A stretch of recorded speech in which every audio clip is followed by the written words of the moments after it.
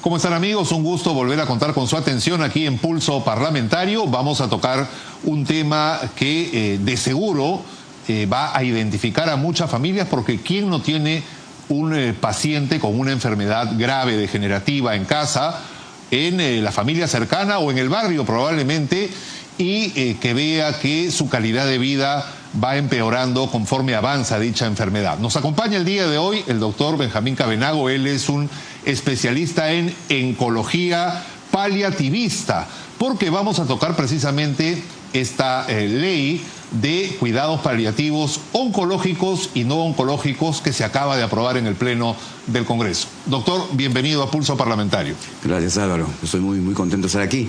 Pues sí, efectivamente, el tema que hoy nos reúne es muy importante. El Congreso recientemente ha aprobado una ley que habla efectivamente de los cuidados paliativos oncológicos y no oncológicos, aún pendiente la reglamentación, ¿no? Pero es un tema muy importante. ¿Por qué? Porque, como tú bien lo dijiste, estamos hablando de pacientes que tal vez ya a nivel curativo, la enfermedad que adolecen, que sufren, ya no tiene esas opciones. Sin embargo, aún en esos pacientes donde antiguamente se decía con dureza, ya no hay nada que hacer, pues no, todo lo contrario. Lo vemos en las novelas, ¿no? Señor, familia, ya no hay nada que hacer, ¿no? Y un poco Dios, para victimizar a los personajes de la trama, pero en realidad, cuando ya no hay curación, simplemente nos queda esperar darle una mejor calidad de vida a este paciente, al margen del tiempo que le quede, que eso solamente Dios lo sabe. Por cierto, pero como te decía, hay mucho que hacer. Simplemente el enfoque varía, el enfoque cambia.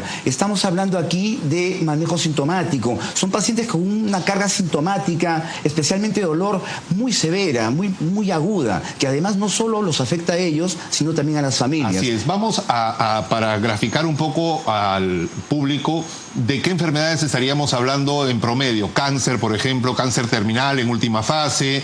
Estaríamos hablando de, digamos, algún tipo de enfermedad degenerativa como el Alzheimer también, por ejemplo. Sí, bueno, la OMS ha hecho un análisis más o menos estadístico de las frecuencias. En primer lugar, dentro de las enfermedades de los pacientes con demandas de cuidados paliativos, están las cardiovasculares, con casi un 40%, las oncológicas las siguen casi con igual porcentaje, tenemos las respiratorias crónicas, EPOC, enfisemas, etcétera, las infecciosas, VIH, SIDA, especialmente. Ahora, el perfil varía según la zona del planeta de la que hablemos. En el África subsahariana, por ejemplo, todavía probablemente tengamos mayor incidencia, el problema de paliativos sea más asociado a infecciosas, VIH, SIDA, mientras que en el primer mundo estamos hablando de crónicas degenerativas, cáncer, demencias, ¿no? Pero en general sí, ese es el perfil del paciente que necesita de manejo paliativo. Ahora,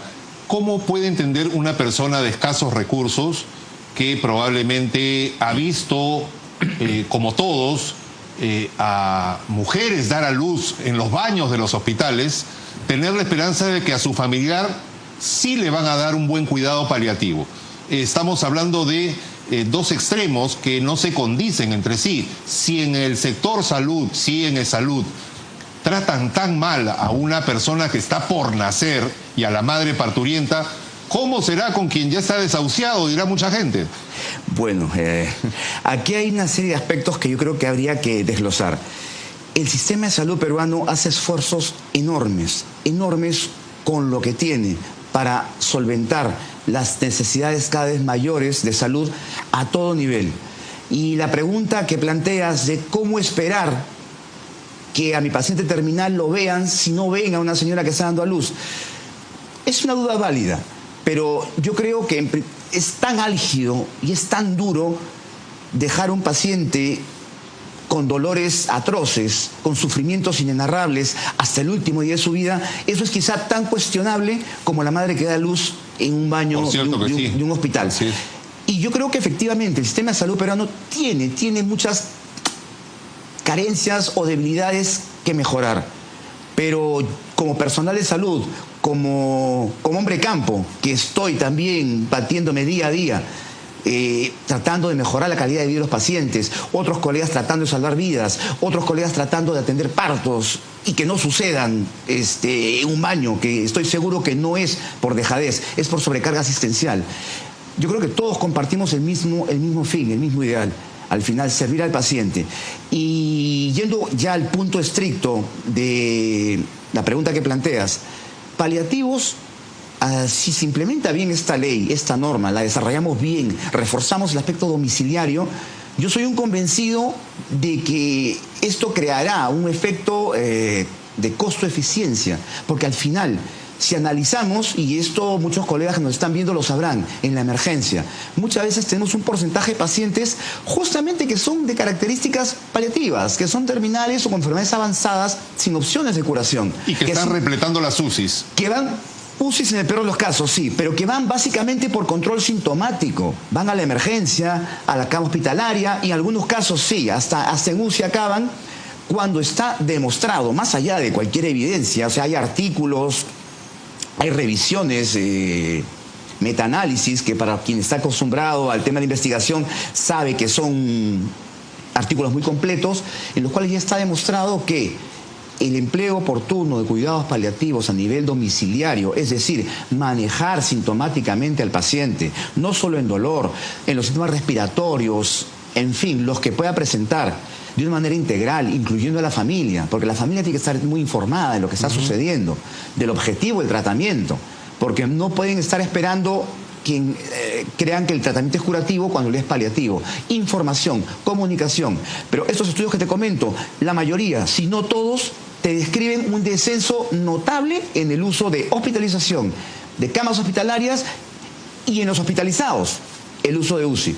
Y eso es ahorro para el sistema. Entonces, ese gasto no hecho puede efectivamente dirigirse a evitar que esa pobre señora esté dando a luz incidentalmente en un baño de un hospital. Es decir, destinar recursos humanos e infraestructura a quienes sí lo necesitan y no a personas que podrían estar gozando de estos, si es que cabe el término gozar, de estos cuidados paliativos en su propia casa. Quería llegar, para ir poco a poco llegando al tema de la reglamentación de esta ley, al aspecto de si en el hospital necesitamos un médico, una enfermera que nos esté cuidando, en casa necesitaríamos también una persona debidamente entrenada para administrar los fármacos y la terapia necesaria para estas últimas semanas o este último tramo de vida del paciente. Por supuesto. Ahora, el concepto es, te hablo de la experiencia mía en todo caso. Yo, como lo dijiste bien en la presentación, codirijo una unidad de cuidados paliativos domiciliarios, ¿no? con tratamientos de alta complejidad, si son necesarios, a nivel de la región Callao, ¿no? El programa ADAMO, atención domiciliaria, del adulto mayor y oncológicos o personas con cáncer. Somos un equipo que efectivamente estamos al lado del paciente de manera continua, sostenida, y ahora la frecuencia con la que se está visitando al paciente variará según la gravedad o lo álgido del cuadro que tenemos que resolver.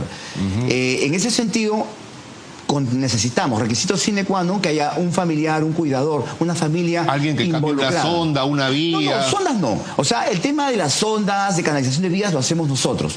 Pero una vía básicamente subcutánea, porque son paliativos también, las vías intravenosas, especialmente domiciliarias, tiene muchas complicaciones. O sea, nuestro caballito de batalla para administración parenteral de medicamentos es la vía subcutánea, que es de muy fácil colocación y mantenimiento. Y la familia se le entrena en la colocación de la medicación horaria a través de estas vías subcutáneas que se colocan. Es muy sencillo, la familia entiende y nuestra experiencia es que nos va muy bien. Y sí, requiere un equipo especializado, enfermería, pilar fundamental, o sea, nuestra mano derecha para ejecutar, digamos, los tratamientos. Obviamente estamos ahí también nosotros. No es que vayamos, dejemos un tratamiento y la enfermera lo continúe. No, el seguimiento en ADAMO es continuo. De hecho, somos el único servicio que tiene atención 24 horas al día, 7 días a la semana, 365 días al año. O sea, esto es una iniciativa magnífica y que se mantiene en el tiempo con gran acogida de la población. Usted lo ha dicho.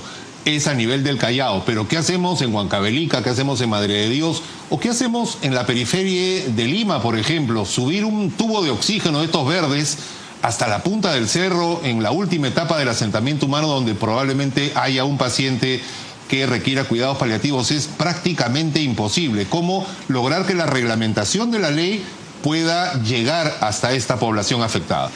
Pues mira, el Quijote decía, comenzar las cosas es tenerlas bien acabadas. Esta ley es un primer gran paso. O sea, yo estoy muy optimista porque esto te va a crear el marco para que el sistema de salud, hasta la posta más remota, pueda por lo menos, si la reglamentación es adecuada, tener personal con una capacitación mínima aceptable para poder responder a ciertas necesidades de estos pacientes en esas zonas tan remotas. Y te digo, el aspecto físico, el aspecto geográfico de acceso es una limitante, pero no es imposible. Como te lo comentaba antes de la entrevista, llegamos a Pachacútec, que es una zona de las más remotas de Ventanilla, ¿no? Y llegamos bien, llegamos con calidad, con calidez y hasta el último momento al lado del paciente, brindándole no solo bienestar, sino dignidad. Paliativos es dignidad también. Entonces, esta ley, como te digo, es el inicio de algo que puede ser muy grande y muy importante. ¿Hay un censo de personas que estén en condiciones de requerir cuidados paliativos, tanto por temas oncológicos como no oncológicos? Se estima, hay en el Perú una demanda por no de 100.000 personas que tienen necesidades de manejo paliativo. Y actualmente habemos aproximadamente 100 especialistas entre todos. Uno por cada 1.000. Que no, sí, más o menos. Es una estadística que, bueno, aproximada. Sí. Ahora, esto implica un aumento en el presupuesto, llegar a ofrecer estos cuidados paliativos a 100.000 personas. Obviamente no va a ser de la noche a la mañana, pero va a requerir probablemente un incremento del presupuesto en el sector salud. Evidentemente, tal vez replantear el presupuesto. Efectivamente, van a haber costes. Algunos ya, digamos, son los costos hundidos que ya existen en los sistemas de salud y que simplemente tendrían que redireccionarse, ¿no? Pero probablemente haya que haber reajustes presupuestales. Pero acá tenemos también el costo-eficiencia, uno lo mide no solo por el costo, es decir, que me salga más barato o más caro, sino el impacto. De hecho, el impacto es lo principal. Y el impacto está demostrado, más allá también de cualquier duda estadística, de que es positivo a nivel de calidad de vida, manejo sintomático, tranquilidad de la familia. O sea, es tan multifactorial y el impacto es tan importante que así hubiesen costos adicionales, que la mayoría de estudios dicen que no se incrementan, que la tendencia no es a incrementarse, pues valdría la pena. Igual es una inversión costo eficiente. Además, como te repito, esto sin hacer, digamos, la ecuación, hacer el cálculo de todo lo que nos estamos ahorrando en pacientes que no te llenan camas hospitalarias, que no te atestan en la emergencia y que no acaban en uso. Lo que hablábamos hace algunos instantes. ¿Están siendo convocados todos los especialistas para la reglamentación de esta ley o cree usted que debería ampliarse el espectro? Es una buena pregunta. El legislativo, yo creo, hablando inicialmente de la ley que se promulgó, yo creo que en ese sentido el legislativo, por ejemplo, ha cumplido su tarea en promulgar la ley, convocando a todas aquellas personas que tienen algo que aportar. Ahora un poco que la pelota esté en la cancha del Ejecutivo, ¿no? Entiendo que se están haciendo coordinaciones ya intersectoriales, de alto nivel, porque efectivamente, o sea, una política de Estado de estas dimensiones implica coordinar con otros sectores. El MEF, para empezar, o sea, como hablabas de financiamiento, pues sí, el MEF, defensa, educación. Los gobiernos regionales como el Callao, por ejemplo, u otros que tengan experiencia. No, claro, pero o sea, esto de acá, es lo que te comento, que ya se está haciendo en el Ejecutivo, es más a nivel intersectorial, a nivel normativo. Pero yo creo que acá lo importante, al final, el objetivo final, yo creo, es la persona humana, el paciente. Las leyes, las normas, el Estado es un medio para servir a la persona humana. Entonces, en ese sentido, yo creo importante que justamente a quienes más interactuamos con estas personas dolientes en etapa final de la vida, con gran sufrimiento, con gran carga sintomática, tengan que ser convocados, porque son finalmente ese expertise el que va a enriquecer la ley a nivel la reglamentación y el plan a nivel operativo. O sea, que sea una norma práctica, viable, fluida, que se potencie a sí misma ¿no? Que sea lógica, que aterrice. Y para eso, evidentemente, actualmente, como te comenté, no somos muchos, pero hay grupos magníficos que hacen un trabajo cotidiano, día a día, en sanidad de Fuerzas Armadas, salud, gente del INEM, Minsa, Adi, Cayetano, en fin. Las beneficencias deberían ser convocadas porque también hay muchas de ellas que manejan casas o centros de atención a adultos mayores, que son los que más necesitan, ¿no? yo creo que la experiencia también de estas entidades tendría que hacerse oír. Yo creo que mientras más se incluya, más voces se incluyan, sin caer en asambleísmos, por supuesto, o sea, personas cualificadas, certificadas, con una experiencia, una trayectoria que demuestren que pueden aportar, yo creo que sí, es magnífico escuchar todas las voces. Esta ley nos pone a la vanguardia, entiendo, en lo que respecta a esta zona del continente, pero ¿cómo vamos en relación a otros países que ya se nos adelantaron por haber aplicado esta ley previamente? Bueno, a la vanguardia estamos dando pasos importantes. A la vanguardia en América Latina están Chile, está Costa Rica, Argentina, Colombia, ¿no? Y bueno, nosotros, digamos, y luego había todo un pelotón de países que estaban con una normativa poco definida, con equipos poco articulados.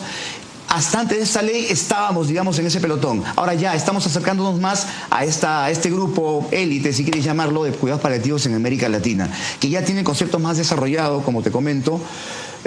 Y bueno, a nivel de la región estamos donde estamos, como te digo, y a nivel mundial también Europa, el primer mundo, está bastante más avanzado, diría yo, por el tema que también esta transición demográfica, su población es envejecimiento poblacional. Así es. Entonces ellos ya están experimentando esto hace décadas y se han dado cuenta del problema hace décadas. Por lo tanto, en la mayoría de países tienen ya este tema de paliativos mucho más desarrollado. Es que la esperanza de vida obviamente se ha distanciado, ¿no es cierto? Ha crecido en el último siglo 10 o 15 años de la que 20, había... 30, o sea, estamos hablando de un crecimiento poblacional enorme, en América Latina incluso. O sea, los últimos estudios están hablando, por ejemplo en Chile, están hablando de expectativas de vida, y ojo, porque la esperanza de vida al nacer es una. Yo revisé un estudio hace poco en el cual hablan de la esperanza de vida de un ciudadano latinoamericano de algunos países seleccionados a los 60 años y a los 80. El de 60 años, por ejemplo, el ejemplo de mujer chilena, de 60 años, su esperanza de vida a los 60 años es de más o menos 27 años más. Y a los 80 es de 13 años más, ¿no? Y ahora, y hacían la precisión de que este ciudadano latinoamericano, con esa esperanza de vida a los 60 y a los 80, en los últimos años, en los años finales, tendría algún tipo de deterioro cognitivo o físico. Exacto. Que lo haría más dependiente del sistema de salud al que es tributario. De nada nos sirve ganar años en esperanza de vida si esos años adicionales van a ser pues un calvario, no solamente para la persona, sino para su familia, ¿no es cierto? Sí. Y para eso es esta ley. Sí, la verdad que sí. O sea, como te repito, esta ley es médicamente indiscutible desde el punto de vista de los decisores, que al final el decisor, el que dice, bueno, ¿y esta política va, no va? ¿Cuánto me va a costar? Pues desde ese punto de vista también es válida, es costo eficiente. Y algo más, es socialmente justa. No se puede permitir, es inaceptable que por falta de recursos hayan algunos que no tengan acceso a un derecho básico, que es el alivio del dolor, del sufrimiento. Entonces, yo honestamente estoy muy contento con lo que se viene haciendo. Sin embargo, hay retos grandes. Como digo una vez más, o sea, el Ejecutivo creo que ahora está en ellos convocar a todas las personas que podamos aportar, ¿no? Más allá de protagonismos, de intereses, no, esto es un objetivo único. ¿Cómo estamos en lo que hablábamos antes de este programa respecto al manejo de los opiáceos, de estas drogas indispensables para paliar ese dolor tremendo que sufren muchas personas, por ejemplo, en la última fase del cáncer? Bueno, es un tema importante, que también esta ley yo creo que va a poder resolver o mejorar notablemente. En el Perú estamos incluso a nivel regional estamos, digamos, no a la saga, pero no estamos en los primeros en consumo de opioides equivalentes de morfina per cápita, que es la unidad de medida. Por delante de nosotros están países como Chile, Argentina, Colombia, Costa Rica. ¿Esto a qué se debe? En parte a que tienen una buena normativa y en parte a que han desarrollado un sistema de salud detrás que los provea. ¿Qué hacemos nosotros si súbitamente decimos ya, acceso universal, que esté en todas las postas? Pero si no hay paralelamente un personal entrenado, capacitado y acreditado, o sea, digamos, con ciertas capacidades para que pueda prescribir esa medicación. ¿Qué hacemos con eso? O sea, por eso la ley es importante. ¿El Perú produce esta morfina o hay que importarla como tantas otras medicinas genéricas, por ejemplo? Entiendo que la importamos, pero acá hay un proceso de reconstitución. Llegan en grandes volúmenes y acá se reconstituyen en ampollas, pero ese dato, honestamente, estaría especulando un poco. Y se necesitan en las 24 regiones, ¿no es cierto? Ah, por supuesto. O sea, la demanda no satisfecha. Y no es lo mismo almacenarla en Iquitos que almacenarla en, digamos, Puno. Además, la temperatura afecta. Hay una serie también de manejo de, no solamente esta, sino de todas las medicinas, obviamente. En general. Pero evidentemente ya el ministerio, con el conocimiento del perfil de cada zona, tomará las medidas necesarias. No veo eso como el impedimento principal. Hemos visto tantas medicinas echadas a perder, tantos equipos y tantas denuncias al respecto, que realmente por eso lo pregunto a una persona entendida como usted, que está inmerso en el tema, porque de aprobarse esta ley, obviamente quien no sepa manejar podría estar yendo contra la ley aprobada, ¿no es cierto? Por cierto. Ahora, el tema efectivamente dentro de lo que es fármacos, yo entiendo que, y tiene que ser así, tiene que ir de la mano con capacitación. O sea, uno no puede simplemente... Es que son vasos comunicantes, además. ¿Todas las facultades tienen especialistas en esta materia o habría también que elaborar una política agresiva de captación de vocaciones? Ese es otro aspecto. Por eso te digo, o sea, esto es multifactorial y el Ejecutivo hace bien en coordinar con otras carteras, con otros sectores, porque esto no solo se trata de salud, se trata de educación, se trata de formación de profesionales. Paliativos como materia no existe en ninguna facultad de medicina del Perú. Entiendo que hay una que está impartiendo esto como un curso facultativo, opcional. Es un comienzo, pero se requiere de un curso completo, que incluso incluya varios semestres académicos, en fin, implementarlo desde el pregrado. Por otro lado, en el posgrado, yo sé que hay dos universidades, San Martín y San Fernando, que están próximas a lanzar. Y no solo pensemos en geriatría, también pensemos en pediatría, porque hay niños, obviamente, a los que lamentablemente no les queda mucho tiempo de vida tampoco. Por supuesto, lo que te comentaba, paliativos es una especialidad, una subespecialidad, si quieren llamarlo, que no tiene edad. Exacto, y que es transversal a muchas especialidades: cardiología, neumología, oncología, pediatría. Y es una razón más por la cual el Ejecutivo está en el deber de incluir a todas estas áreas de conocimiento para lograr un producto bien hecho, un producto viable y que sea práctico, que sea usable, no de esas leyes rígidas que más son lo que nos complican que lo que nos facilitan, ¿no? Entonces, educación, fundamental. Inclusión de todas las especialidades para desarrollar la ley de manera adecuada, fundamental. El acceso a medicamentos, fundamental. Personal capacitado, no solo en Lima, no solo en las ciudades, sino efectivamente, como tú comentas, en las zonas más remotas posibles, fundamental, ¿no? Comunicación, que la gente sepa de qué se trata esto. Esto no es alquimia, no es metafísica, es medicina pura y dura. Simplemente más humanizada, más cercana, que aborda aspectos no solo del paciente, sino de la familia: calidez, calidad, respeto, dignidad. Y actualización en lo que usted decía respecto a la información, para tener una base de datos de todos los pacientes que realmente necesiten estos cuidados paliativos. Habrá muchos que probablemente, como ocurre también en algunos casos con el vaso de leche, que se quieran aprovechar teniendo los recursos. Pero hay gente que, no teniéndolos, necesita y probablemente no tenga a su alcance.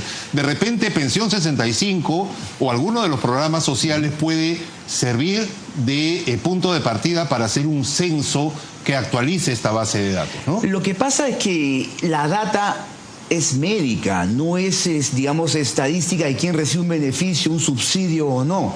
O sea, aquí el que nos referiría, y de hecho nos refiere pacientes, es la especialidad de origen. La historia clínica. La historia clínica. Por ejemplo, una vez más, tengo que hablar de mi experiencia en el Callao. Tenemos un aliado estratégico maravilloso, el Hospital Carrión, el Servicio de Oncología. Tenemos una sinergia muy buena con ellos. Ellos tienen pacientes oncológicos con los cuales, bueno, dan todos los tratamientos oncológicos curativos o oncológicos paliativos también, porque pueden haber quimioterapias de tipo paliativa para controlar enfermedad, más no para curar. Pero con todos ellos ya vamos de la mano haciendo manejo paralelo, nosotros en casa, manejo sintomático, y funciona muy bien. De hecho, uno de los indicadores de un buen manejo domiciliario es la tasa de muertes hospitalarias. Un paciente que está en casa, bien cuidado, bien manejado, rodeado del calor de su familia, pues decide quedarse en casa y esperar el momento tranquilo, rodeado de su gente, ¿no? El hecho que haya una muerte hospitalaria implica muchas veces que la familia no estaba enterada del pronóstico, que no sabía qué esperar, que tenía sobreexpectativas, que creía que se podía curar, y acaba un paciente en la emergencia con todo lo que conocemos, instrumentalizado, intubado, y con una muerte que tal vez debió merecer ser más pacífica, más tranquila. Y más digna. Más digna, ¿no? Así es. Entonces, nuestra tasa, por ejemplo, de muerte hospitalaria es casi cero. Muy bien. ¿No? Entonces, eso refleja un trabajo bien hecho, y además yo creo que es una experiencia replicable. Hay otras unidades domiciliarias que hacen un magnífico trabajo, también Copoes, Padomi, con las limitaciones administrativas que pueda tener a veces, ADI, Cayetano, entiendo que INED en algún momento tuvo una unidad domiciliaria. Entonces yo creo que buena parte de la respuesta va por domiciliario, más no únicamente domiciliario, o sea, lo ambulatorio, el manejo ambulatorio del paciente, y en casos contados hospitalario, también es parte de la general. Muy bien, hemos conocido entonces más al detalle esta novísima ley de cuidados paliativos para casos oncológicos y no oncológicos. Sabemos más de qué se trata y estaremos probablemente conversando con el doctor Cabenago ya cuando aparezca y sea publicada la reglamentación de esta ley para ver punto por punto de qué manera usted, amigo televidente, o al familiar que usted conoce que lo necesite, pueda haberse beneficiado con estos cuidados. Muchísimas gracias, doctor. Ha sido un placer hablar con usted. A usted, a ti, Álvaro. Muchas gracias. Muy contento de estar aquí. Gracias, gracias. Muchísimas gracias. Y también a ustedes, amigos, muchísimas gracias por su atención. Será hasta la próxima edición de Pulso Parlamentario. Muchísimas gracias.